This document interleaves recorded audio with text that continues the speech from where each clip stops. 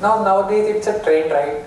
DevOps became a success, or now every people add ops to now, no ops, FinOps, MLOps, DataOps, AIOps. So that's become right a trend, a buzzword. But how some of these things are impacting the DevOps which teams are doing on the ground? Especially let's say if you talk your expertise on AIOps. So how AIOps is translating, right? The effectiveness of the DevOps, the teams. So can you share thoughts based on your experience and interactions you're having? Sure. So before talking to like how impacting, like I just want to talk about the AIOps. AIOps, if you talk about DevOps, is just a code ops. You have a development team, you have an operation team, and a testing team, and you do automation. And that's how it's designed. Now in the AI, you have a code ops, you have a data ops, and you have a model ops. So the three DevOps operations. Who does not only care about the data. So I'll give you a journey first. So there's a customer, we kind of created one storing engine where there are some motions and we create the AI model. Now AI model is not like you get 100% in a first read. You use 70% or 80%, right?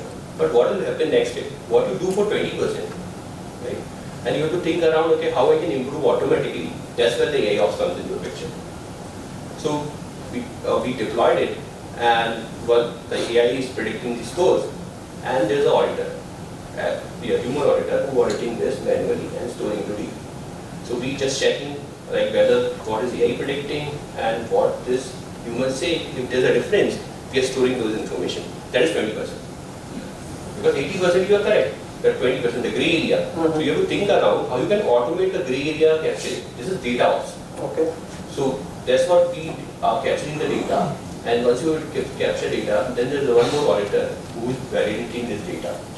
Because, example, if you have a 300 records and which is giving us 70% accuracy, only six record was wrong, which is wrongly labeled it, the accuracy will decrease by 5%. So you just correct those 6 records, your accuracy will increase by 5 to 6%. It's too much difference, right? So you have to validate the data before the training. So in DevOps, we say continuous training, right? Continuous testing. In AIOps, it's converted into continuous training. Testing is still there, but there's a limited version to it. But continuous training is there. But before passing those data to continuous training, you have to validate and then hit the button to do a continuous training. And once you start understanding, prepare data, train the model, and validate the model, give you the all the matrices. Compare the production version, give you the matrices and what you have. Now you can not click and directly deploy. You have some business person who should download this, validate this, and say, okay, this is a significant difference. This is adding a value to my product now. Because it's moved to, because 90%, 99% is just a number, right? Actually is adding a value to your product or not, that is something the business owner has to take a decision. And then only click it. Now, when we started the partnership with Clara, right, the first use case or first discussion is AIOps, which we have put in. And why AIOps with Clara is a two-way communication. If you look into end product, only Clara provides a two-way communication. And where we see, imagine this is, let's say you are a data auditor, right? Now what the process is, you have a list of data, you validated it, and you found some record has to be deleted. You send an email to the engineer, he go ahead and mark those deleted. It's a manual process.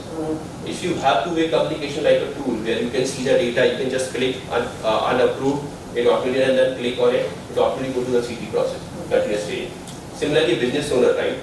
Now, as a business owner, I have to go to the other ML platform, go to this, click on this, and then see the metrics and verify, upload my data and all. But if you have a tool like Clara where you can see on both the side, you can see the production version and the current version, upload the data both the side and see the matrices, right? And then take the decision.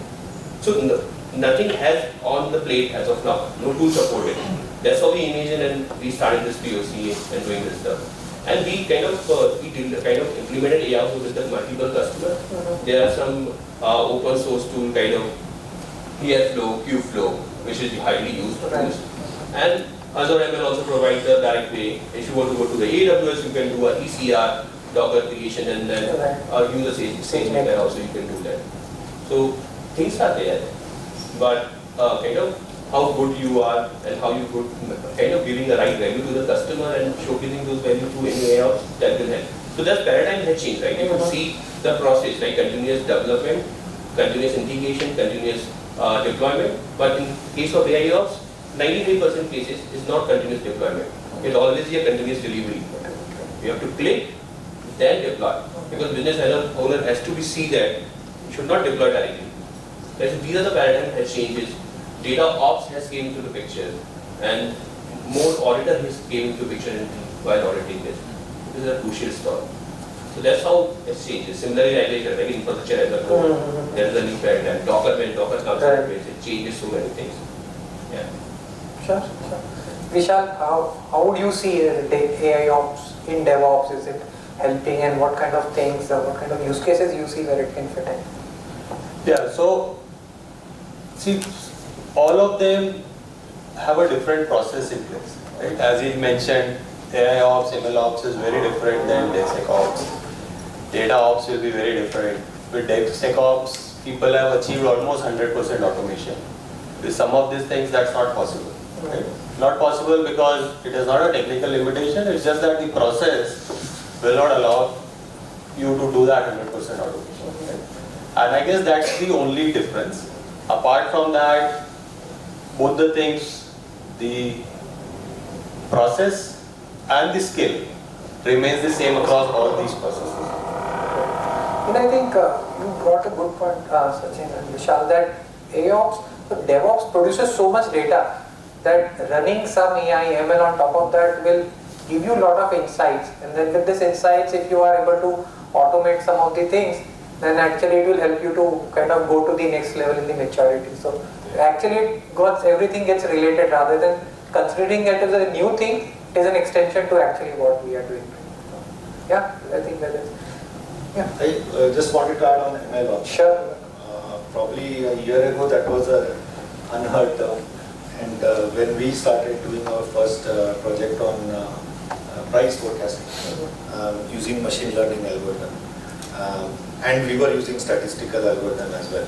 So we were doing something which we didn't know that it was part of MLOps. So that is one thing. That's the core difference, right? In a small organization, you learn it, but you may not know the terminology.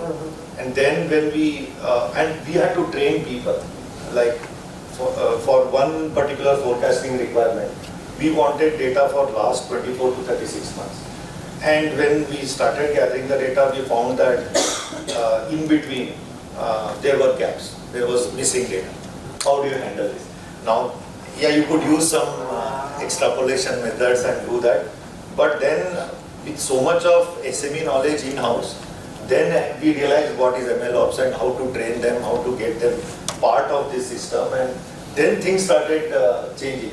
So, to your original question, how is DevOps getting affected? I don't think it is getting affected at all in this case, because, like he said, skill set and process may not be the same in all cases. So that's the one thing which I can.